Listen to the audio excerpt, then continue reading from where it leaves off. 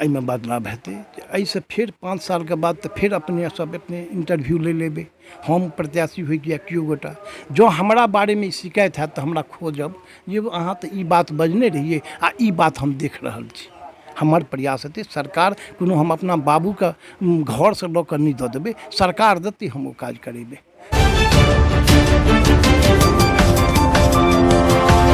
हम कोनो भी सरकार अथवा सिस्टम के खिलाफ नहीं छी।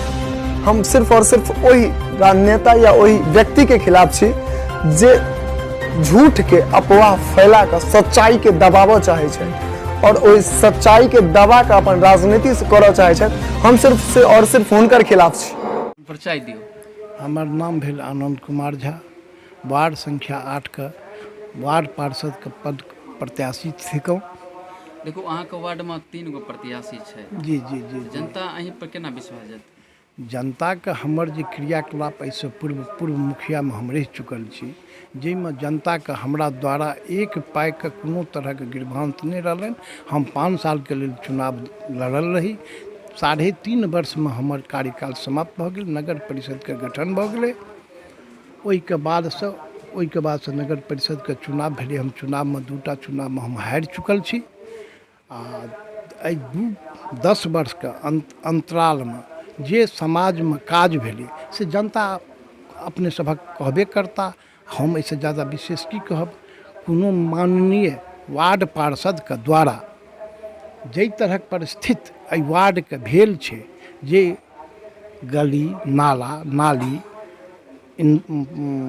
प्रधानमंत्री आवास योजना एहिमे जे लूट खसोट भेलै हँ तकर चर्चा जनते से करता। हम जे कहब तऽ हमरा हैत जे हम तऽ उम्मीदवार छी, हम ओहि उम्मीदवार के हैसियत से हम ककरो पर टीका टिप्पणी नहीं कऽ सकै छियै। ई जनता जे करतै, जनता के द्वारा हमरा सबके चुनल जायत। जनता एहि बात के बुझि रहल छै। जनता एहि बेर हिनका से वर्तमान पार्षद जी से त्रस्त अछि। हिनकर आतंकित छथि जनता लोकनिक। एहि के द्वारे एहिसँ ज़्यादा की कहब। अहाँ 2 बेर से प्रतिद्वंदी छियै जी। तो क्षेत्र भ्रमण करे के दौरान किछु एहन काज बताउ जे अहाँके लागैया कि नहीं भेलै हँ, गलत भेलै। सबसे पहले जल निकासी के समस्या तो सबसे बड़का छै। जँ हम चुनाव जीत गेलहुँ, जनता द्वारा अगर हमरा आशीर्वाद भेटल तऽ सबसे पहिल काज हमर ओ हैत जे जल निकासी के समस्या के समाधान करब। एहि दुआरे जतऽ कतौ नाला बनलै, एक तऽ कोसी आ कमला के जे बांध होइ छै ओहिसँ बड़का बड़का बांध बान्हि देल गेलै हँ। अहाँ सब अपनो जाके देखबै आ जनतो से पुछबनि जे ई कोसी के बांध छियै कि कमला के बांध छियै कि ई गंडक के बांध छियै। से वार्ड में तऽ ई तरहक नहीं आइ तक देखलियै हँ कतहु। कोनो वार्ड में गेल हैब, एहि तरहक हम नहीं देखलियै हँ कतहु। प्रधानमंत्री आवास योजना में हमरा जे सुनलहुँ हँ, हमरा सामने के ई बात नहीं छै। नहीं हमरा द्वारा पाइ हम देखलियै हँ दैत, नहीं हम लैत देखलियै हँ। जनता में जे आक्रोश छै, गरीब जनता के अकाउंट में रुपैआ गेलै आ ओकरा ओहि जनता के अकाउंट से रुपैआ हमरा भौजी ये भौजी हम अहाँके अकाउंट में पाइ काल्हि आयत, एहि पर औंठा दियौ। औंठा देलकै आ रुपैआ निकलि गेलै 50,000 में से 10,000 रुपैआ। जखन वो लाभार्थी बैंक जाइ छथि तऽ पता चलै छनि जे अहाँके 10,000 रुपैआ तऽ कटि गेल।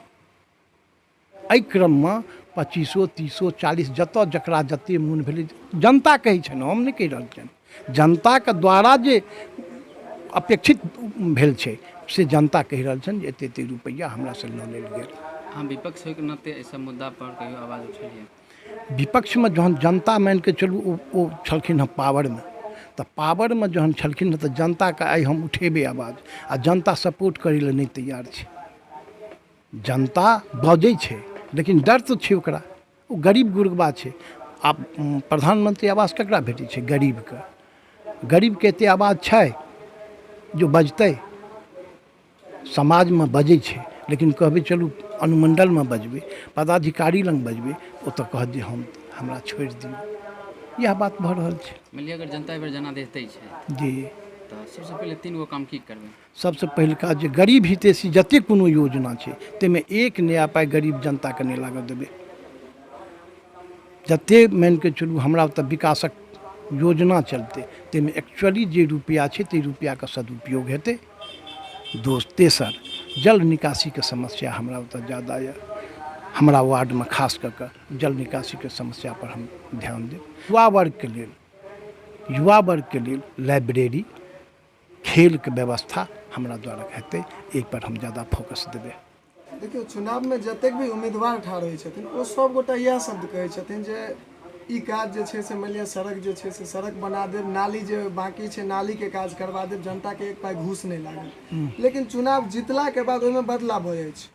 प्रत्येक आदमी जे छै से उम्मीदवार के दरवाजा पर में जइयो, हुनका जे छै से 10 दिन अहाँ कोनो एकटा चीज के लेल कहियो, तकर बाद ओ सुनला के बाद ओ कहता घूस चाही हमरा या एना। चूँकि देखियो हम नहीं कहि रहल छी, तऽ ई मानि लिअ एहिमे बदलाव केना हेतै? एहिमे बदलाव हेतै, एहिसँ फिर 5 साल के बाद तऽ फिर अपने सब अपने इंटरव्यू ले लेबै।